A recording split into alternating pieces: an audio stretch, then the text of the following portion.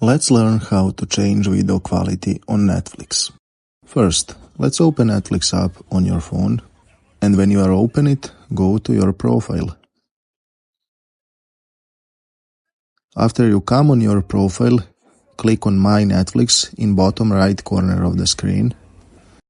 That will send you on your profile page where you need to look in the top right corner of the screen and you can see a free horizontal line and click on it.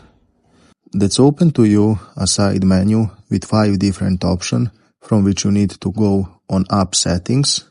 When you come on App Settings, first you need to go on Cellular Data Usage and make sure is the first option Enable. Then go back and go to Enable Wi-Fi Only. When you are enable it, last step is that to go on Video Quality option and set higher option. And that's it.